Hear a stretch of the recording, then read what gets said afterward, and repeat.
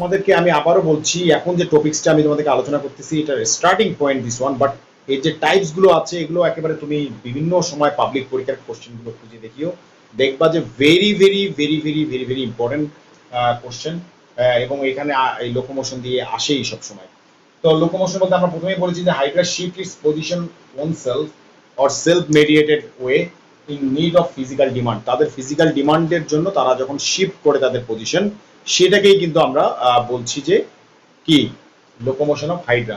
এটাকে self mediated মুভমেন্টও বলা হয়ে থাকে। তারা তাদের প্রয়োজনে তারা কিন্তু মুভ করে থাকে। তাহলে কেন তারা মুভ করতে পারে, আর কি কি কারণে তারা মুভ করতে পারে, সেগুলো আমরা বের করেছি।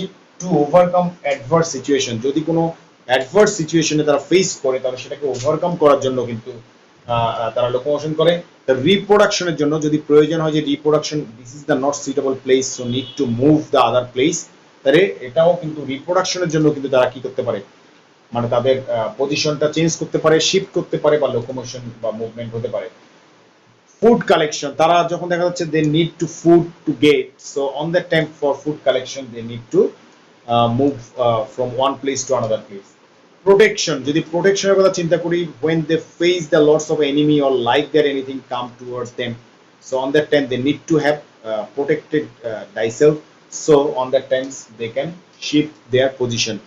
Locomotion, এছাড়াও recreation, sometimes it is needed to have recreation of every living organism so they can shift their position or locomotion can be done there. তাহলে এইভাবে কিন্তু আমরা বলতে পারি যে এই কারণে কিন্তু তাদের লোকোমোশনটা প্রয়োজন হয়।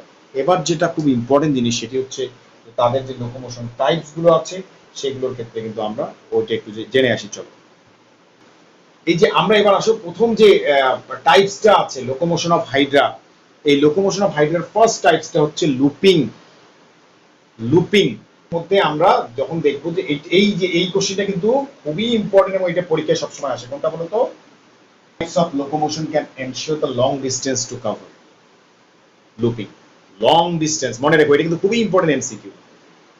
Move by forming a loop, তাহলে আমরা দেখেই বুঝতে পারছি তারা মুভমেন্ট করে একটা লুপ তৈরি করে, এই যে হচ্ছে গ্যাপ, এইটাকে বলা হচ্ছে লুপ, এটা থেকে আসতেছে লুপিং। ঠিক আছে।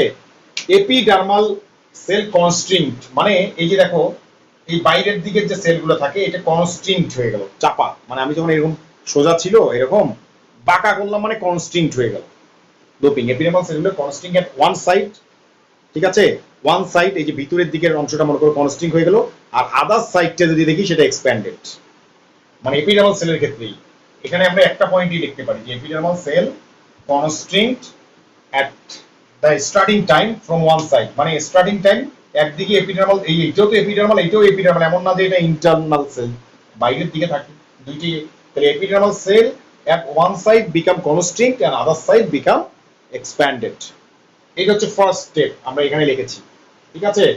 পেডাল ডিস্ক, এবার হচ্ছে এই যে পেডাল ডিস্ক, এই যে কনস্ট্রিক্ট হয়ে যখন লুপিং হয়ে গেল, অনেকেই কেমনে হয়, এই যে এসে ভাঁজ করে যখন আটকায় রাখলো, এই গোড়ার অংশটা একটু চেপে গেল, এইদিকে দেখো গোড়ার অংশটা চেপে গেল, মানে কি সে একটু মুভ করলো, সে একটু মুভ করলো, এই যে একটু মুভ করে সামনের দিকে এগিয়ে গেল। আর এই যে টেন্টাকল কি করলো, এখানে আমরা লিখেছি pedal disc move forward, move সামনের দিকে, when tentacles attach with the ground, টেন্টাকলসটা গ্রাউন্ডের সাথে অ্যাটাচ আছে, আর এই পেডাল ডিস্কটা একটু মুভ করলো সামনের দিকে। Pedal disc when come close to the, এই পেডাল ডিস্ক যখন come close to the tentacles, tentacles এর কাছে চলে আসলো, তারা এই যে একটু সামনে গিয়ে স্ট্যান্ড হইলো, তাই তার এখানে অবস্থান থাকার কারণে সে যখন একটু এখানে চলে আসলো তাহলে সে একটু মুভ করলো, এইভাবে আবার সে বাঁকা করে, আবার একটু সামনে যায়, আবার সোজা হয়, আবার মুভ করে, আবার লুপ করে, আবার কাছে চলে যায়, আবার খারাপ হয়, এইভাবেই কিন্তু তাদের মুভমেন্টটা হয়ে যায়। দেখো তাহলে এখন আমরা কত সহজে বা ইন্টারেস্টিংলি কিন্তু শিখে ফেললাম যে লুপিংটা কিভাবে হয়। Pedal discs when come close to the tentacles and stand and continuous to move in this way, এইভাবেই তারা চলতে থাকে। তাহলে দেখো লুপিংটা আমাদের শেখা হয়ে গেল। চলো আরেকটা মুভমেন্টের মধ্যে যাই। তাহলে আমরা এখানে এবার সমারসল্টিং যে প্রসেসটা আছে দেখো খুব ইন্টারেস্টিং। লুপিং এক জিনিস আর সমারসল্টিংটা হচ্ছে আরেকটু ভিন্ন জিনিস। এটা fastest movement process of Hydra. আমরা এখানে প্রথমে ফিগারটা একটু দেখি, তারপরে আমরা পয়েন্টগুলো একটু আলোচনা করছি। দেখো সে ফিগারটা বেন্ড করলো, বেন্ড করে টেন্টাকল দিয়ে কি করলো, গ্রাউন্ডটাকে টাচ করে ধরে রাখলো, গ্লুটিন এন্ড নেমাটোসিস থাকার কারণে সেটা গামের মতো এখানে লেগে থাকে। তারপর সে কি করলো, এইটা সোজা করে দিল, মানে এবার এইটার উপর দাঁড়ায় এই পার্টটা সোজা করে দিল, দিয়ে এটা ধরা অবস্থায় আছে, সে এবার এই পার্টটাকে বেন্ড করলো, এটা টেন্টাকল আনচেঞ্জ, বেন্ড করে এবার পেডাল ডিস্কের উপর দাঁড়ায়, এবার এই মাথাটা তুলে সোজা হয়ে দাঁড়াইলো। অনেক জাম্প, কত দ্রুত তারা খুব দ্রুত তারা বেন্ড করে করে জাম্প করে করে, ডিগবাজি বলে বাংলায়, মুভ করে করে তারা খুব দ্রুত এটা মুভমেন্ট করতে পারে। যেখানে লুপিং এর মধ্যে কি ছিল ছিল যে এইভাবে বেন্ড করলো, এই পেডাল ডিস্কটা একটু সরে গেল, সরে গিয়ে জাস্ট খাড়া হয়ে দাঁড়াইলো, যার কারণে একটু একটু করে মুভমেন্ট হচ্ছে। আর সে এখানে দাঁড়ায়, এইটা বেন্ড করে এইদিকে দাঁড়ায়, জাম্প করে করে মুভ করতে পারতেছে। তার মানে হাইড্রা বেন্ডস দেয়ার বডি, bends করলো, and gluteal nematocysts help to attach the tentacles with the ground, গ্রাউন্ডের সাথে আটকে রাখতে সে হেল্প করলো। then again they scan, that means pedal disc scan above, মানে সে উপরের দিকে পেডাল ডিস্কটা উপরের দিকে কি হলো, স্ট্যান্ড হয়ে দাঁড়ালো, scan above where tentacles touch the ground, যেখানে পেডাল ডিস্ক স্ট্যান্ড above হয়ে গেল এবং টেন্টাকলস কি করলো, টাচ দা গ্রাউন্ড করলো। তারপর hydra again bend there, hydra bend again to touch the ground with the pedal disc, এবার সে আবার বেন্ড হইলো, কিন্তু এবার সে বেন্ড হয়ে পেডাল ডিস্ক দিয়ে টাচ করতে চেষ্টা করলো, কোথায়, গ্রাউন্ডে। টাচ করার পর now they stand with above, মানে just on the basis on the floor of the pedal disc, they stand above with the help of tentacles to stand. So in this it stands on the pedal disc and the process to be continued. তারপরে সে pedal ডিস্কের উপর stand করলো, তার মানে সে প্রথমে bend করলো, টেন্টাকলস দিয়ে এটাকে আটকায় রাখলো, then pedal disc stand above, then pedal disc bend again, pedal disc touch to the ground and tentacles stand above and pedal discs on the base of the pedal disc, and in this way they can move with the fastest process of hydra. তাহলে এইটি হচ্ছে আমাদের হাইড্রার সামারসল্টিং process. আশা করি তোমরা এটা বুঝতে পেরেছো। Gliding এর মধ্যে বলা হয়েছে গ্লাইডিং হচ্ছে এক ধরনের অ্যামিবয়েড মুভমেন্ট এবং movement in a snail like manner, মানে স্নেইল মানে এত আস্তে আস্তে আস্তে আস্তে স্নেইল মুভ করে। এই ধরনের বেসাল ডিস্ক কি করে, যে basal disc secrete, they have some mucus like substance, they secrete on the floor, okay, or surface to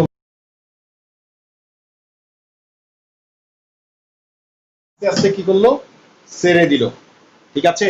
এই যে বেসাল ডিস্ক সেক্রিট সাম মিউকাস, এই যে মিউকাস সেক্রিট করলো এবং মিউকাস সেক্রিট করার ফলে এই সারফেসটা কি হয়ে গেল, একটু স্লিপারি হলো, স্লিপারি হয়ে সে আস্তে করে শরীরটাকে একটু ছেড়ে দিল, একটু করে গেল, মানে এত স্লিপারি না যে পিছলে চলে গেল, সাবানের দ্য সোপ স্ক্যামের মতো না, মানে এই আস্তে করে ছেড়ে দিল, একটু একটু করে মুভ করলো, এইভাবে আস্তে আস্তে তারা কি করে, মুভ করে, এবং এটাকে বলা হচ্ছে গ্লাইডিং মুভমেন্ট।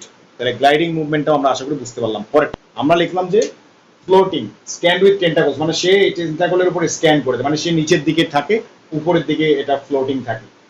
এই বেসাল ডিস্ক বা পেডাল ডিস্ক তুমি দুটাই লিখতে পারো।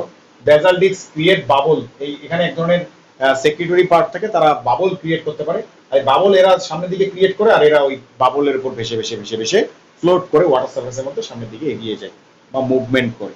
এটা হচ্ছে ফ্লোটিং মুভমেন্ট। লিখলাম যে it swings with the body, মানে বডি দিয়ে সুইং করে by the help of tentacles to create wave, তারা ওয়েভ ক্রিয়েট করে টেন্টাকলস দিয়ে এইভাবে এইভাবে করে সামনের দিকে একটু ওয়েভ ক্রিয়েট হয়, সেটা আস্তে করে সাঁতার কাটে, মনে হচ্ছে একটু একটু করে যাচ্ছে, এইভাবে তারা সুইমিং করে করে it swings with the body by the help of tentacles to create wave, এইভাবে তারা ফ্লোটিং সুইমিং করে সামনের দিকে এগিয়ে যেতে থাকে, বা এটাও একটা লোকোমোশন টাইপ। লিখছি এটা এক লাইনেই বোঝা যাচ্ছে। মনে করো হাইড্রা একটা কোন একটা বেইজের সাথে তার টেন্টাকলস গুলোকে আটকায়, এই পেডাল ডিস্ক বা বেসাল ডিস্ক ছেড়ে দিল, শরীরটা একটু সামনে গেল, আবার একটু সরে গেল, মানে এরকম, মানে একটু একটু করে সে টেন্টাকলস দিয়ে কোনো জায়গায় আঁকড়ায় ধরলো, একটু গেল, আবার আঁকড়ায় ধরলো আরেকটা জায়গা, একটু গেল, এইভাবে তারা কি করে ক্রলিং এর মাধ্যমে হেঁচড়ে হেঁচড়ে টেনে টেনে যাওয়া আর কি, যেটাকে বলে, এভাবে ক্রলিংটা হয়। Hydra get any parts with the any parts of base, দেখো অফ বেইজ, যে কোনো বেইজের এনি পার্টস কে সে কি করে টেন্টাকলস দিয়ে আঁকড়ে ধরে বা ধরে রাখে এবং মুভ স্লোলি মুভ করতে থাকে। এটা হচ্ছে ক্রলিং, মানে টেন্টাকুলার মুভমেন্ট, মানে টেন্টাকল দিয়ে সে গ্রাউন্ডটাকে আটকায় রাখতেছে আর এইভাবে ভাঁজ করে করে একটু করে মুভ করতেছে, এই একটু একটু করে, not pedal disc, tentacles, so this is called the tentacular movement. on need এ সে কি করতেছে, বডিটাকে একবার ছোট করে, নিজে কিন্তু এই ছোট করে, এমিবয়েড মানে কি সে তার সিডোপোডিয়া বানাতে পারে, মানে ছোট করে ফেললো, আবার প্রয়োজনে আরেকটা বেস ধরার জন্য সে কি করলো আর একটু এক্সপ্যান্ড করে দিল বডিটাকে। কন্ট্রাকশন এবং এক্সপ্যানশনের মাধ্যমে তারা একটু ধরে ফেলে এটাকে, তাহলে সে আরেকটু ক্লোজ হয়ে গেল, আরেকটু সামনের দিকে গেল। মানে এই যে মুভমেন্ট, এই মুভমেন্ট হচ্ছে বডি কন্ট্রাকশন এবং expansion movement. So these are all of the locomotion process of Hydra.